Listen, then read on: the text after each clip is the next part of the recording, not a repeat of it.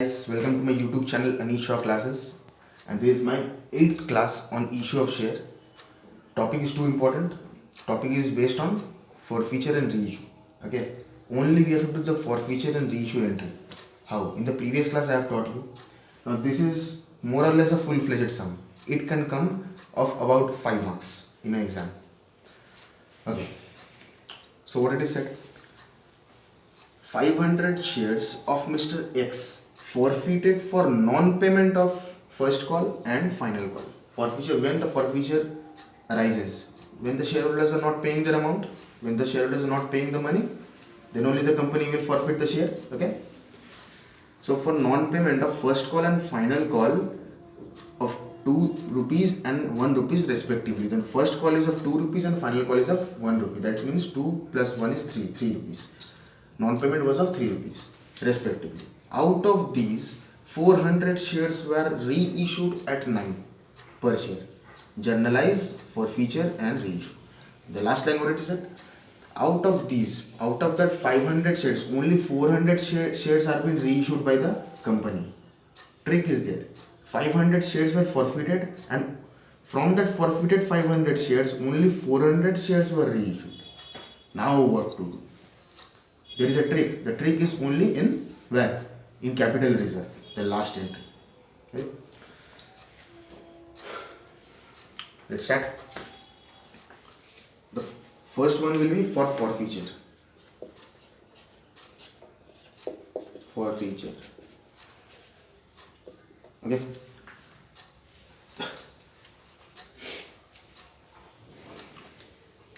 First entry. The capital account which was created has to be debited now.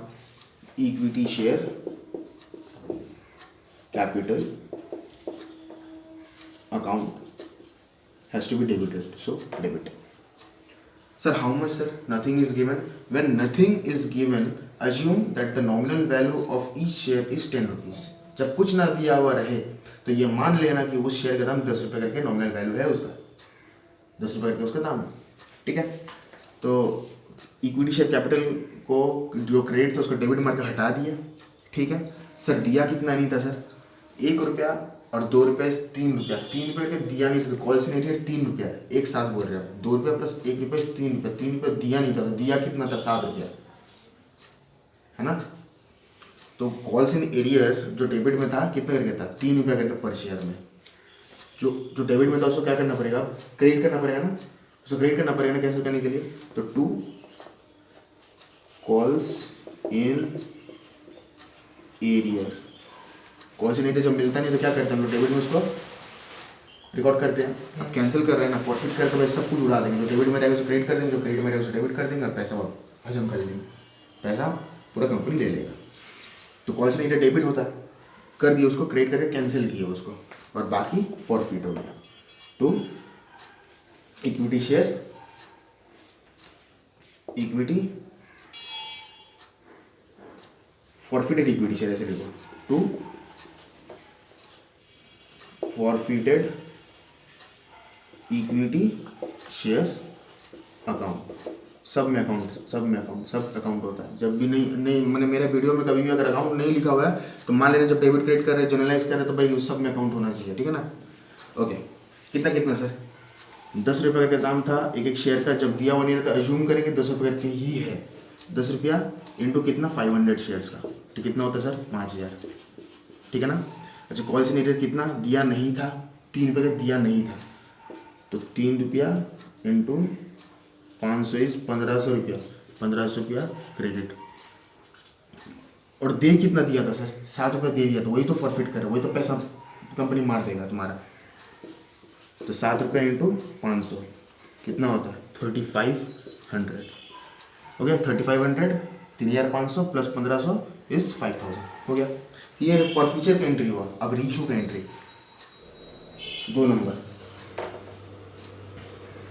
Reissue जब हम करते हैं भाई पैसा मेरे को मिलता है, लेकिन क्या पूरा का पूरा शेयर्स को रीइशू कर रहे हैं? नहीं. 500 शेयर्स फॉरफिट किए, लेकिन रीइशू कितना? सिर्फ 400. तो सिर्फ 400 का ही पैसा आएगा ना. तो बैंक अकाउंट डेबिट.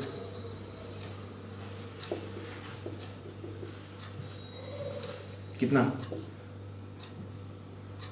₹9 क्या आ रहा है, रीइशूड परचेज ₹9, तो ₹9 इंटू कितना सर, 400, 9436 3600 ₹3600 है। तो सर इससे इसमें डिस्काउंट कितना दे रहे हैं सर, ₹1 का डिस्काउंट दे, ₹10 का शेयर था, ₹1 डिस्काउंट देता भी ना, ₹9 में वो रीइशू हो रहा है। ₹10 का शेयर का ₹9 का हम इशू कर रहे हैं, तो ₹1 डिस्काउंट हो जा रहा है, ठीक है ना। तो वही हम कहाँ से एडजस्ट करेंगे सर फॉर फ्यूचर से एडजस्ट करते हैं ना, फॉर फ्यूचर से एडजस्ट करते हैं। जो भी डिस्काउंट, तो डिस्काउंट यहाँ पे लिख नहीं सकते, फॉर फ्यूचर से ही एडजस्ट करना पड़ता है, क्यों कमाए है उतना तो उसमें थोड़ा बहुत एडजस्टमेंट चलता ही है, ठीक है। तो forfeited equity share account debit कितना सर, ₹1 करके इंटू 400 शेयर्स का इस 400, वाह 400। तो सर इसी को डाल देंगे किसमें, उसका इक्विटी शेयर कैपिटल। भाई पैसा लिए तो कैपिटल में तो क्रिएट करना ही पड़ेगा ना उसको, जिससे लिए हैं, अब उसका नाम पर करना रहेगा तो कैपिटल को तो क्रिएट करना ही पड़ेगा उसका नाम, इसलिए टू इक्विटी शेयर कैपिटल कितना ₹10 करके। अब पूरा अमाउंट तो ₹10 ही है, तुमको हम दे रहे हैं ₹9 वो बात अलग है, लेकिन अमाउंट तो ₹10 है ना, इसीलिए ₹10 इंटू 400 इस 4000। बात समझ में आ रहा है।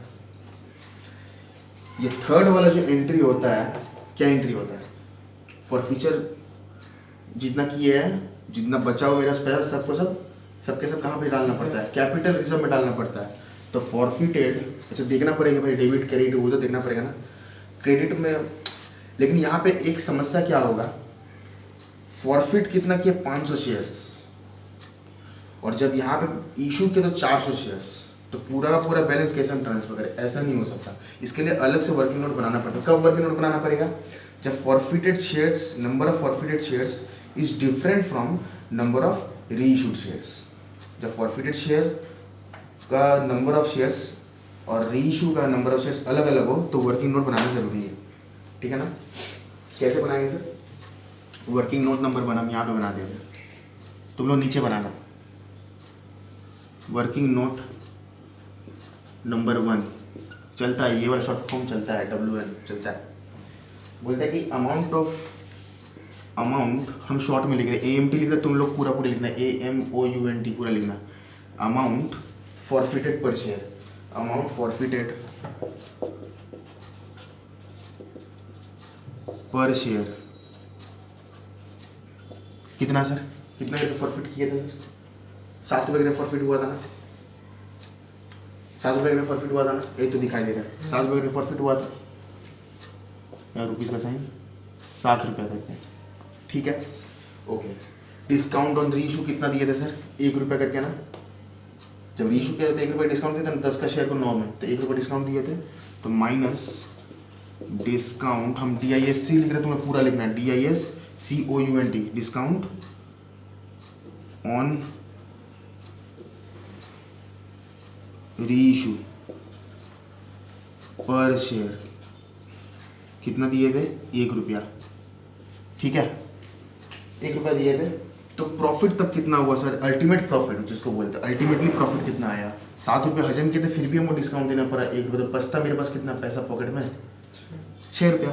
₹7 तुमको मिला है, ₹1 और भी खर्चा उसमें से हो गया, तो कमाए कितना हो, ₹6, तो वही ₹6 प्रॉफिट ऑन फॉरफिचर पर शेयर इज ₹6, ठीक है ना, ओके सर। तो 400 जो हम रीइशू किए उसी का ही ना पैसा को हम क्या करेंगे, डालेंगे किसमें, कैपिटल रिजर्व में। तो एक में अगर ₹6 कमाए तो 400 में तब कितना कमाए sir, therefore profit on forfeiture of 400 equity shares is equals to 400 into ₹6। एक शेयर में ₹6, तो 400 शेयर में कितना, 400 इंटू 6 2400, इतना रुपया, ₹2400 ट्रांसफर करना पड़ेगा, ठीक है ना। हाँ, तो फॉरफिटेड इक्विटी शेयर अकाउंट क्या, debit to capital reserve account. यहाँ लिख देना पड़ेगा वर्किंग नोट कहाँ से, 2400 कहाँ से आया, वर्किंग नोट में लिख देना पड़ेगा एग्जाम में, वर्किंग नोट नंबर 1 करके फिर 2400 लिखना, 2400 डेबिट 2400 क्रेडिट। ठीक है। अच्छा, जो भी एंट्रीज हो रहा है किसके बुक्स में हो रहा है, कंपनी के बुक्स में हो रहा है, इन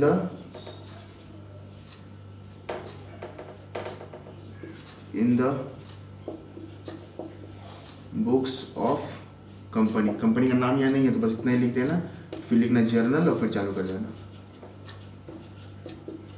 डेट कॉलम बनाना एक, ये सब होना चाहिए, डेबिट कॉलम क्रेडिट कॉलम ये सब भी होना चाहिए, रुपीज साइन, रुपीज का साइन यहाँ पे ये सब होना चाहिए। ठीक है ना, ये होता है 5 नंबर मिल जाएगा अगर ये कम करोगे तो, आएगा ही आएगा। सीएमए इंटर ग्रुप 2 बाप रे बाप बहुत ही इंपॉर्टेंट है, करके अगर जाओगे तो आ भी सकता है, 5 नंबर मिल भी सकता है, नहीं कर पाओगे तो 5 रुपया चला गया, 5 मार्क्स चला गया। सीएमए एग्जाम्स के लिए एक एक नंबर बहुत इंपॉर्टेंट है, हम खुद भी दिए है भाई सीएमए के exam. I have also passed out my CMA inter, understood, with exemptions. करना पड़ेगा, खटना पड़ेगा, मेहनत करना पड़ेगा। ठीक है ना, और बीकॉम के लिए तो है ही, सीखते रहो, आगे बढ़ते रहो। ठीक है, डन। हम हट रहे हैं, इसको कॉपी कर लो।